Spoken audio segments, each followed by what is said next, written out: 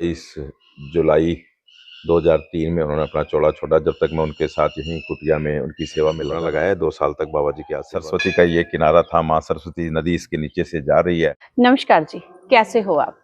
तो आज का जो हमारा कार्यक्रम है उस कार्यक्रम की शुरुआत करते हैं और सिरसा के ऐसे पावन धार्मिक स्थान पर हैं।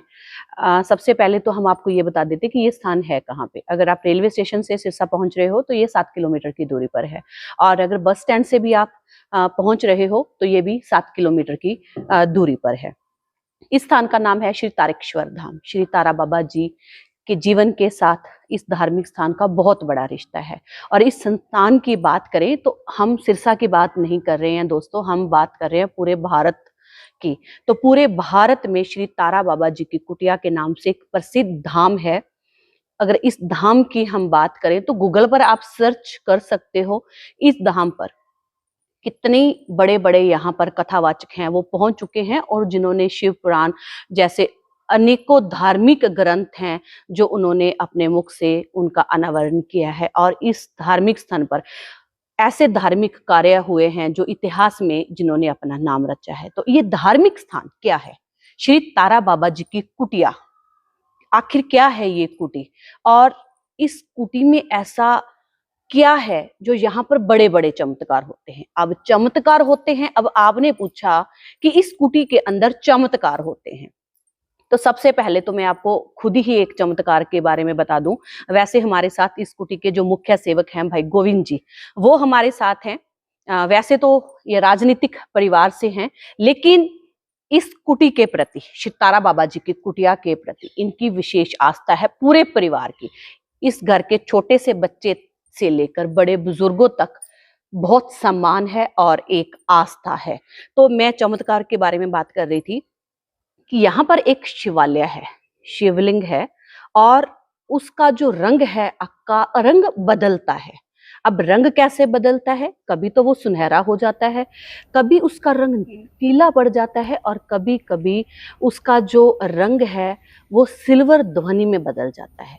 तो ये भी इसके बारे में सुना गया है कि जब सिरसा के अंदर बड़ा शुभ संकेत होता है तब ये अपने आप को बदलता है। तो अब ज्यादा इस कुटी का क्या इतिहास है, श्री तारा बाबा जी कौन थे, बहुत काफी ऐसे सवाल हैं जो जनता के मन में भी है और जो आप हमसे जानना चाहते हो कि शारद श्री तारा बाबा जी की कुटिया मेला लगता है, आखिर क्या है उसका इतिहास। तो हमारे साथ हैं गोविंद जी, बातचीत करते हैं। हाँ जी, नमस्कार भाई साहब। नमस्कार, नमस्कार बहन जी, आपका स्वागत है कुटिया में। जी जी, तो आज हम इस कुटिया का रहस्य, इतिहास क्या है इस कुटिया का, बड़े बड़े चमत्कार हुए हैं उसके बारे में आपसे जानकारी लेने आई हैं। तो सबसे पहले जो हमारा सवाल है वो ये है कि श्री तारा बाबा जी कौन है? श्री तारा बाबा जी का जन्म फागुन की शिवरात्रि को हुआ है, और सावन की शिवरात्रि को वो ब्रह्मलीन हुए हैं। शिव के अवतार थे, और उनका जन्म हिसार के पास पाली का गांव है नानोन, वहाँ पे उनका जन्म हुआ। लेकिन उनकी बुआ यहाँ हमारे रामनगरिया गांव में रहती थी, और जब वो 2.5-3 वर्ष के थे तो उनके माता पिता दोनों स्वर्ग सिधार चुके थे। तो वो उनकी बुआ और फूफा जी यहाँ रामनगरिया गांव में ले आए। जब वो 5 वर्ष के हुए तो वो उनको अंदर से जागृति हुई, और वो हमारे यहाँ संत बिहारी संत हुए हैं, बाबा बिहारी संत, उनकी शरण में चल गए। वहाँ पर उनके पास, बाबा जी के पास पहले से भी एक भगत जो उनकी सेवा कर रहे थे, श्री शोराम बाबा जी। शोराम बाबा जी और तारा बाबा जी ने उनकी सेवा की। वो अपने आप में एक बहुत बड़े यहाँ गृहस्थी संत हुए हैं, और वो जो कहते थे उनका सिद्ध जाता था। तो उनकी सेवा कर रहे थे। जब 71 में उन्होंने चोला छोड़ दिया था, और 71 के बाद जो उनके शोराम बाबा जी थे वो 72 में चोला छोड़ गए थे। तो उसके बाद बाबा तारा जी ने अपनी एक कुटिया बनाई, और कुटिया बनाकर यहाँ पर विराजमान हुए और अपनी शिव की महिमा, शिव का गुणगान, शिव की आराधना कर रहे थे। और जो भगत थे, सेवक थे, उनको वो भोलेनाथ का कहते भी, भोलेनाथ की आप गुणगान करें आपका कल्याण होगा। इसी तरीके से वो चल रहे थे। लेकिन वो किसी को अपनी भक्ति के अंदर, किसी को अपनी श्रद्धा में वो यहाँ जो लोग आते थे उनको दर्शन बहुत कम देते थे, वो अपनी भक्ति में ही लगे रहते थे। उन्होंने कुछ चुनिंदा सेवक जो उनके पास सेवा करते थे या कोई चुनिंदा सेवक उनके पास यहाँ उनको मत्था टेकने आते थे, लेकिन उनको पूरा दिव्य दृष्टि से उनको सब पता था भी अब कौन आ रहा है और किस काम के लिए आया है और उसको क्या चाहिए। तो वो अंदर से ही अपने जो सेवक सेवा करते थे उनके थ्रू वो कहवा देते थे कि आपका आया हुआ स्वीकार है और आप जाइए, आपके बाबा जी ने स्वीकार कर लिया। तो ऐसी बातें थी, यहाँ पर चमत्कार थे। और बाबा जी जब चलता रहा तो हम बचपन से यहाँ आते थे, हमारे पिताजी आते थे और हमने तो उसी टाइम बड़े चमत्कार देखे हैं। मेरे पिताश्री बहुत पुराने, मेरे ख्याल इंडिया में सबसे पुराना आज जो घर है आरएसएस का, मतलब अगली साल तो गोल्डन जुबली में चला जाएगा। जी जी। 100 वर्ष पुराना जो इतिहास है मेरे पिताश्री का आरएसएस में। तो उन्होंने जैसे 1952 का पहला इलेक्शन लड़ा आरएसएस से, उसके बाद वो गो भगत में अपनी जैसे पूरे भारतवर्ष में चली थी उसमें थे, अपने हरियाणा के प्रधान बने थे, ऐसे सेवा करते थे। उसके बाद जब 1965 का युद्ध हुआ तो वो यहाँ पर उस टाइम 10,000 फौजियों को खाना दिया एक ही रात में। तो वो आरएसएस की एक सेवा में जुड़े हुए थे, तो वो इस हिसाब से सेवा करते थे। और जब इमरजेंसी लगी थी 75 में मेरे ख्याल से, जब वो यहाँ जेल में गए थे, जब जेल में थे तो उस टाइम उनको ऑर्डर मिला था भी या तो आप आरएसएस छोड़ दें क्योंकि आपकी उम्र काफ़ी हो गई है, बच्चे छोटे हैं। उन्होंने कहा भी जेल मेरे ऊपर से नहीं पड़ती, मैं जेल नहीं छोड़ता। तो कहा भी आपके ऑर्डर कहीं बाहर के हो रहे हैं। हमने जब यहाँ बाबा जी को बताया तो बाबा जी ने हमें 2 रोटी और कुछ सब्जी दी कि जाके वकील साहब को खिला देना वहाँ। और हमने खिलाया तो 2 दिन के बाद ऐसा चमत्कार हुआ कि बाबा जी, हमारे पिताश्री अपने आप छुट के आ गए। तो यहाँ बाबा जी का चमत्कार हमेशा यहाँ चलता रहता। हम बचपन से छोटे छोटे थे जब यहाँ खेला करते थे, मेंढक पकड़ते थे सब। उसके बाद 2001 में बाबा जी ने मुझे अपनी सेवा दी थी, 2 वर्ष में उनकी सेवा मेरा लगातार। मैं 15 जून 16 जून को लगभग 2001 में यहाँ आया और 27 जुलाई 2003 में उन्होंने अपना चौड़ा छोड़ा। जब तक मैं उनके साथ यहीं कुटिया में उनकी सेवा में लगा रहा। और जब कुछ वो जब बता के गए थे भी, जैसे यहाँ से आपको ये छोटी सी एक कुटिया ही थी पहले, तो भी यहाँ से आपको गांव तक ज़मीन मिलेगी, आप यहाँ इतनी बड़ी शिवालय बनेगा, यहाँ इतने बड़े बड़े पार्क बन जाएंगे, यहाँ मतलब उन्होंने एक ईंट पे 5 आदमी खड़े होंगे, मैं खुला कर दूंगा, ऐसे मतलब वो बातें बताते थे। तो हम सोचते थे पता नहीं ये चमत्कार आज ये जंगल हुआ था करता था, ये जंगल में आज मंगल बाबा जी के आशीर्वाद से है। आप देख ही रहे हैं तारा बाबा जी के जो हर शिवरात्रि पे, अब दोनों शिवरात्रियों पे मेले लगते हैं। यहाँ भारतवर्ष के सभी बड़े बड़े संत महात्मा ऋषि मुनि कथावाचक यहाँ कुटिया में बाबा जी का दर्शन करने आते हैं। उसके साथ साथ यहाँ भारतवर्ष के जितने भी गायक हुए हैं, भजन गायक, भजन सम्राट, जैसे अनुराधा पौडवाल जी, महेंद्र कपूर जी, अनूप जलोटा जी, और ऐसे बड़े बड़े जो नरेंद्र चंचल जी, ये सब यहाँ कुटिया में कई कई बार आ चुके हैं। ऋचा शर्मा, ये बहुत बार यहाँ आ चुके हैं कुटिया में बाबा जी के गुणगान करने के लिए। और यहाँ हर दोनों शिवरात्रि पे मेले लगते हैं, लाखों की भीड़ यहाँ होती है। पंजाब, हरियाणा, राजस्थान, दिल्ली के लोग यहाँ, दूर दूर से लोग बाबा जी का आशीर्वाद लेने आते हैं और बाबा जी के यहाँ मत्था टेक कर उनकी मनोकामना पूर्ण होती है। और आज किसी टाइम में जो ये जंगल था, आज यहाँ मंगल है बाबा जी के आशीर्वाद से। आज लगभग ये 25 एकड़ में कुटिया बनी हुई है, जिसके अंदर आप देखते हैं कि लोगों के लिए एक गुफा बनी हुई है, जिसके अंदर सभी देवी देवताओं के 12 ज्योतिर्लिंग के हमने एक ऐसी चीज़ दिखाई है कि यहाँ से जब आदमी आता है तो वो मंदिर में, मस्जिद में, गुरुद्वारे में, सारी जगह घूम फिर के जहाँ उसने जाना था तो हमारी वो गुफा शिव के चरणों में खुलती है। आज यहाँ भोलेनाथ की प्रतिमा जो सबसे बड़ी इंडिया में 108 फीट की विराजमान है, और वहाँ उनको खुलते हैं। उसके बाद नंदी पे, फिर उसके बाद शिवालय में, और बड़ा एक सत्संग भवन बना हुआ है। लोग यहाँ फुहारे लगे हुए हैं, पार्क बना हुआ है। हमारा ये लॉन भी, आपने जो पार्क ये जो देख रहे हैं, जी जी। ये भी आप कभी ऊपर से देखेंगे गूगल से, तो ये आम पार्क नहीं है, ये पार्क भी एक स्वास्तिक चिन्ह पे बना हुआ है। जी जी। 4 हिस्सों में स्वास्तिक चिन्ह टाइप से बना रखा है। तो ऐसी चीजें बाबा जी के आशीर्वाद से बनी हुई है, लोग यहाँ आते हैं और अच्छे मेले लगते हैं। जी, जी। तो जैसे आपने बताया कि अभी ये कुटिया है वो 25 एकड़ में फैली हुई जी। है। तो जब इसकी स्थापना हुई थी पहले कितनी ज़मीन थी ये पहले कितना फैली हुई थी ये नहीं, पहले देखिए कुटिया थी छोटी-सी, जी, उसके जी। बाद ये सब बाबा जी के आशीर्वाद से ज़मीनें ली गई है हुँ, हुँ। और लेने के बाद ये सब चीज़ें बनाई गई है यहाँ पर। और आज यहाँ लाखों भगत बाबा जी की मतलब 24 घंटे यहाँ लोग, यहाँ पे कोई किसी का खर्चा नहीं है, ना किसी से अनुदान लिया जाता है, ना किसी की पर्ची काटी जाती है। बाबा जी का ही चमत्कार है, बाबा जी के चमत्कार से अपने आप सब काम होते हैं। जी, जी। इस कुटिया का हिंदू धर्म में भी महत्व है? जी, हिंदू तब से हमारे बाबा जी जुड़े हुए हैं।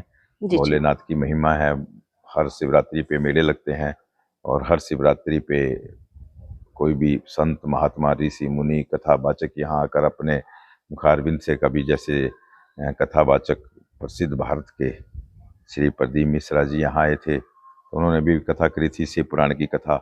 दूसरी कथा करी है भारतवर्ष के सबसे बड़े धीरेन्द्र शास्त्री जी हैं, वो भी यहाँ आ चुके हैं, उन्होंने भी हनुमत कथा की पिछले साल। ये ऐसी चीज़ें यहाँ चलती रहती है बाबा जी के आशीर्वाद से। जी। कौन-कौन से धार्मिक कार्यक्रम है ये जहाँ पर होते हैं और सबसे बड़ा कार्यक्रम कौन-सा होता है इस देखिए, कुटिया के दोनों अंदर? जो बड़े कार्यक्रम हैं, फागुन की शिवरात्रि और सावन की शिवरात्रि के विशाल मेले लगते हैं 10-10 दिन के। बाकी जैसे अब होली का भंडारा होगा, दिवाली पे भंडारा होता है, ये चीज़ें लगातार, कोई भी त्योहार है जो बाबा जी के भक्त है, वो ज़्यादा करके उस दिन यहाँ आकर मत्था टेकते हैं। गुरु पूर्णिमा पे हो, चाहे राखी हो, चाहे अपने लोहड़ी हो, दशहरा हो, यहाँ सभी सेवक आके वो मत्था टेकते हैं अपनी श्रद्धा के हिसाब से बाबा जी की कुटिया में। हुँ।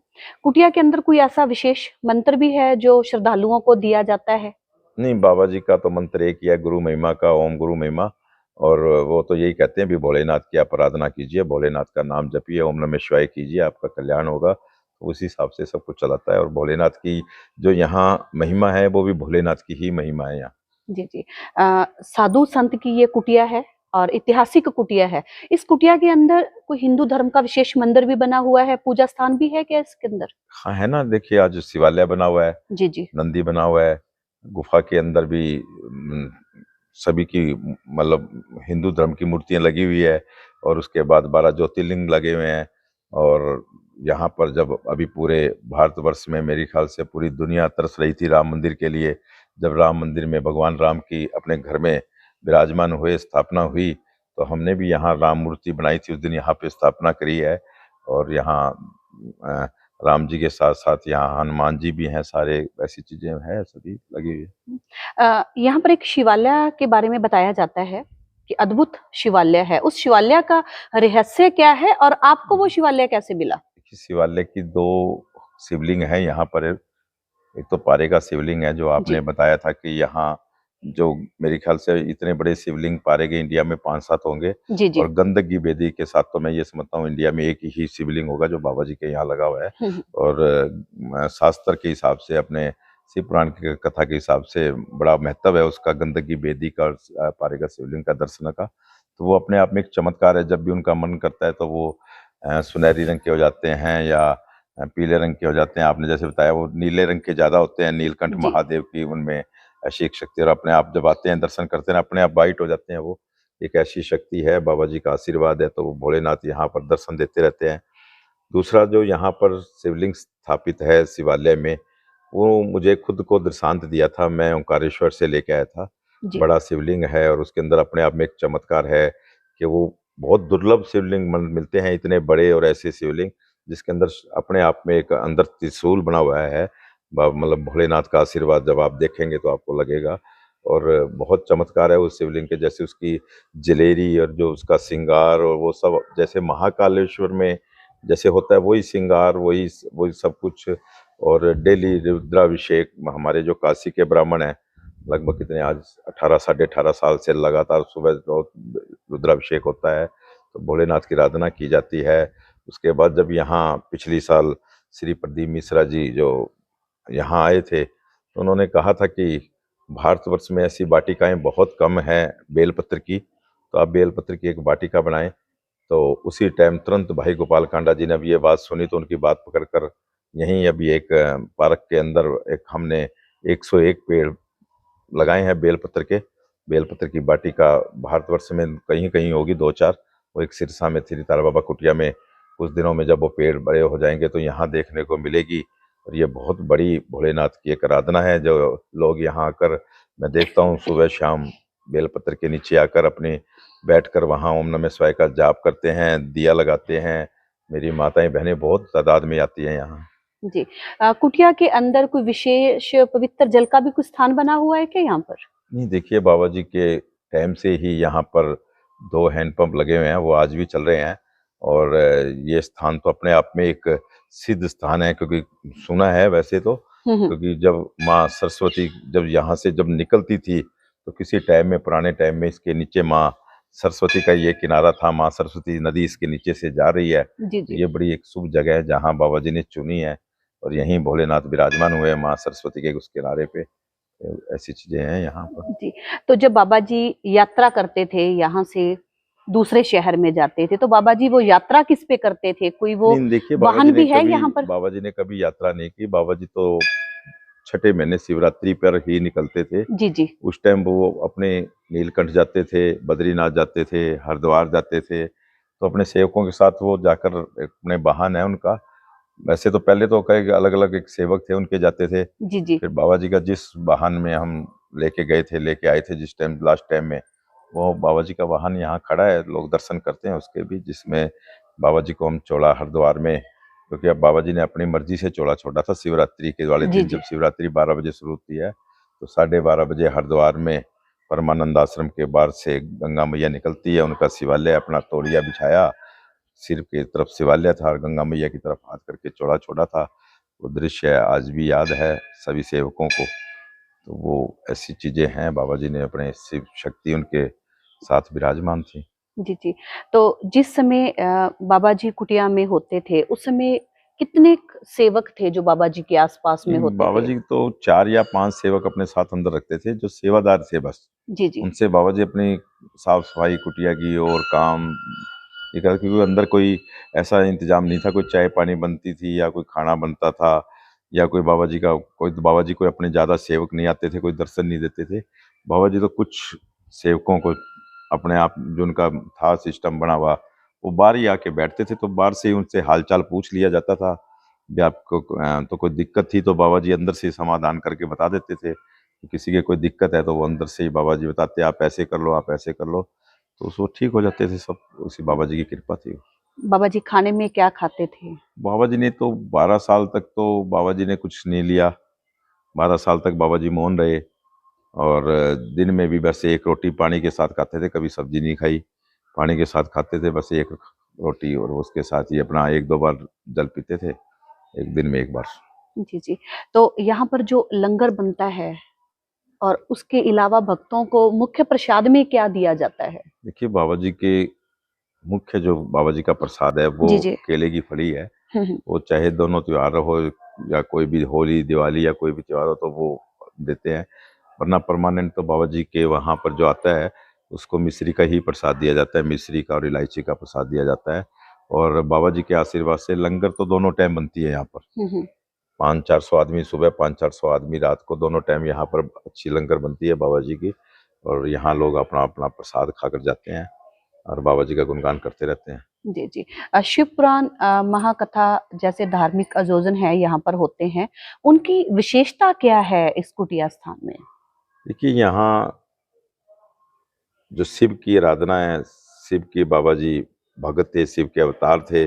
और यहाँ शिव पुराण जब कथा होती है, और श्री प्रदीप मिश्रा जी जो पूरे आज भारत में नहीं, पूरे मेरे ख्याल तो मैं ये कहूँगा विश्व में आज शिव कथा के अंदर जो उन्होंने मतलब भोलेनाथ का गुणगान करके लोगों का कल्याण किया है। मैं तो यहाँ देखता हूँ कि हजारों चिट्ठियाँ उनको पत्र प्राप्त होता है, मेरे बच्चा हो गया, मेरा इलाज हो गया, मुझे नौकरी मिल गई। तो ऐसी चीज़ें मैं यहाँ देखता हूँ, मैंने देखी भी है, और लोगों से, मेरे आसपास के लोगों को मिली भी है। तो यहाँ आकर वो चीज़ें और दुगनी 4 गुनी, हम 100 गुनी कहें, वो इस स्थान पे मिलती है। और जो यहाँ आकर वो कथा सुनता है, यहाँ आकर वो रहता है, तो यहाँ बाबा जी की कुटिया में बाबा जी का भी आशीर्वाद, भोलेनाथ का आशीर्वाद, शिव पुराण का आशीर्वाद, और हाँ प्रदीप मिश्रा जी का आशीर्वाद, वो बहुत कितने लाखों गुना में बढ़ जाता है। तो उसकी मनोकामना और जल्दी पूर्ण होती है। जी, जी। तो जैसे कुटिया में पहले बताया जाता था कि रास्ता ये खुला था, जो भी था अंदर समाधि स्थल तक अंदर दर्शन करता था।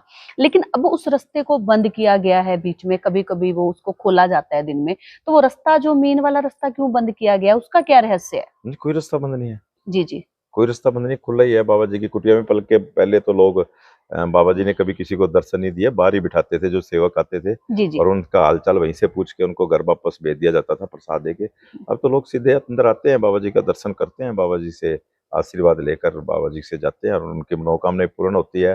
सारे दिन लगी रहती है लाइनें सभी की, गुफा में, शिवालय में, यहाँ पर सभी जगह लोग घूमते हैं। यहाँ पे खुला है, किसी की कोई रोक टोक नहीं है, कभी किसी को रोका टोका नहीं है, किसी से कोई पर्ची नहीं कटी है, किसी से कोई चंदा, कोई टिकट, कुछ ऐसा नहीं है। जी, सब जी। बाबा जी की कृपा है यहाँ पर। दूर-दूर से यहाँ पर भक्त आते हैं, उनको विशेष सुविधाएँ हैं, वो क्या-क्या मिलती हैं यहाँ पर? देखिए, विशेष सुविधाएँ यही है, अगर यहाँ कोई भगत आता है बाहर से, तो उसका खाना-पीना सब यहीं, जैसे अभी जब कथा चली थी, तो जी, जी। सबका रहने का इंतज़ाम, सबका खाने-पीने का इंतज़ाम, सब बाबा जी की कुटिया में ही होता है। और यहाँ रहते हैं, बड़े आराम से आनंद लेते हैं, सत्संग करते हैं। बड़ा एक मेला लगता है 10 दिन का, बड़ा अच्छा। जी, जी। अगर बाहरी रूप से देखें तो जो कुटिया का निर्माण है वो नए तरीके से हुआ है, जैसे गेट भी अभी नए तरीके से नया बना है इसका। तो अंदर से पहले वाला ही अंदाज़ रखा गया है कि आने वाले समय में इसको बदला जाएगा या नहीं, इसको नहीं, ऐसे नहीं, जादूगर ये के तौर पे तो रखा बाबा जी जाएगा? की चीज़ें हैं, बाबा जी की याददाश्त है। ये चीज़ें ऐसे ही रहेगी, कुटिया ऐसे ही रहेगी। जो चीज़ जब से थी आज तक वैसी ही है। बाहर से चीज़ें बदलती रहती है, कुछ ना कुछ बनता रहता है, कुछ ना कुछ करते रहते हैं। कि यहाँ लाखों लोग आते हैं, उनके लिए जो सुविधाएँ, ज़्यादा से ज़्यादा सुविधाएँ हो सकती है, हम करते हैं। जहाँ भी, चाहे आज बाथरूम की कहीं ज़रूरत है, कहीं गेट की ज़रूरत है, कहीं पार्किंग की ज़रूरत है, कहीं छाया की ज़रूरत है, तो ये ऐसी चीज़ें हम करते रहते हैं, लगातार लगे रहते हैं। गुफ़ा में कोई ना कोई बदलाव करते रहते हैं, अभी लोग यहाँ आते हैं, वो कुछ ना कुछ नया उनको मिलता रहता है। ऐसी चीज़ें हैं, वो सब बाहर की चीज़ें तो होती रहती है। जी, जी। बाबा जी का धूना भी लगता है यहाँ पर, उस धूने की क्या विशेषताएँ है? और वो देखिए, बाबा जी तो जो अपनी सेवा करते थे भोलेनाथ की, उनका दूना चल रहा है, जी, जी। और उसी रूप में बाबा जी के आशीर्वाद से लगभग 80-85 साल से वो चल रहा है, आज भी चल रहा है। और जैसे बाबा जी उसको उस टाइम अपने करते थे, क्योंकि मैंने जी, तो जी। वो दूना आज भी चल रहा है बाबा जी के आशीर्वाद से। जी, जो यहाँ का जो मुख्य प्रसाद है, जैसे आप मुख्य सेवक के तौर पर यहाँ पर कार्य करते हैं, सेवा करते हैं मुख्य सेवक की और जो यहाँ का प्रसाद है, उसको ग्रहण कैसे किया जाता है? बाँटा जाता है या वो नहीं, सेवकों में नहीं, नहीं, रहता है? क्या ऐसा प्रसाद वो क्या जो है? यहाँ सेवा करते थे बाबा जी जी।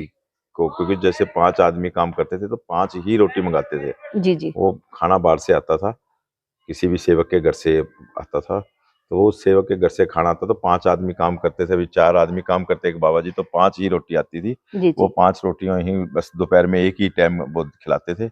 उसके बाद कुछ ना यहाँ चाय थी, ना कोई पानी था, ना कोई खाना था, कुछ नहीं, बस जो एक टाइम दिया बाबा जी ने, वही खाना सबको मिलता था। आज भी वही मिलता है, आज भी वही रूप चल रहा है।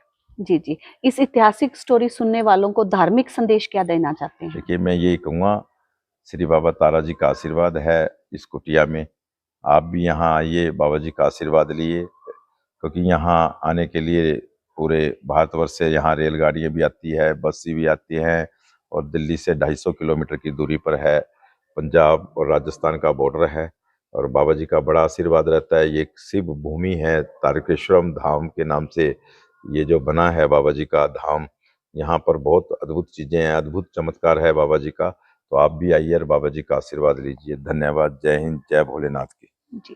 ये थे हमारे साथ सितारा बाबा जी की कुटिया के मुख्य सेवक गोविंद जी, जिन्होंने बाबा जी के इतिहास के बारे में बताया और इस जो तपस्वी ये स्थल है उसके बारे में जानकारी दी। हमने आपको शुरुआत में भी बताया था कि अगर आप सिरसा हरियाणा में एंट्री करते हो, रेलवे स्टेशन से भी आओगे तभी 7 किलोमीटर है, बस स्टैंड से भी आप यहाँ पर आओगे तभी ये 7 किलोमीटर की दूरी पर ये स्थान है। रानिया रोड पर ये जो स्थान है, गूगल में भी आप इसको सर्च कर सकते हैं। आप यहाँ पर जो दर्शन है वो कर सकते हैं और पूरे धार्मिक स्थल यहाँ पर बने हुए हैं और जीवन का एक अलग ही आनंद है जो इस कुटिया में पाया जाता है। वीडियो को शेयर करें। धन्यवाद।